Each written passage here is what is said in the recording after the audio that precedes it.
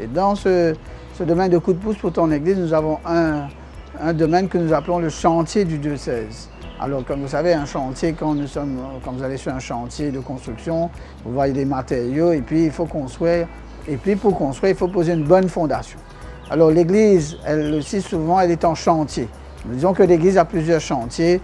Disons, ça peut être au niveau des bâtiments, ça peut être au niveau des chantiers pastoraux par rapport à un projet pastoral, d'orientation pastorale, catéchèse, comme nous pouvons dire, est-ce que Cléopas a été aussi un chantier dans le diocèse de Port-Louis au niveau de la catéchèse, de l'annonce et de la transmission de l'évangile.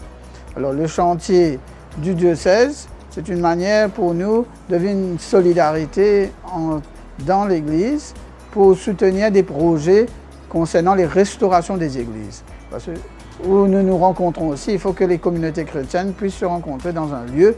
Et ce lieu-là, ce sont nos édifices, nos bâtiments.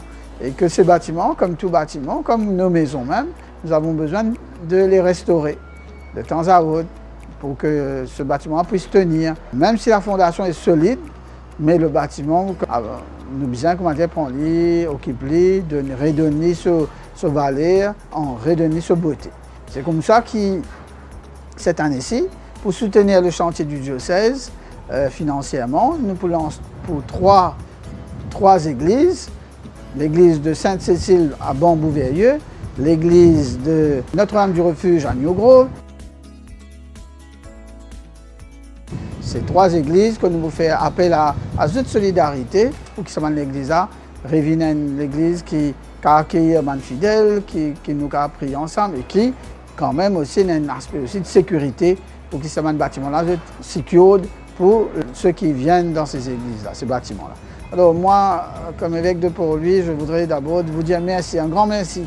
Depuis le temps que ce chantier existe, j'ai été témoin de votre générosité, de votre solidarité pour que ces églises-là perdurent et que même après nous, que ces églises-là restent des signes, pas seulement bâtiments, mais des communautés qui se sont rassemblées de siècle en siècle. Alors merci à vous, ordonnons-nous dans la prière et continuons à être solidaires les uns des autres. Alors coup de pouce pour mon église.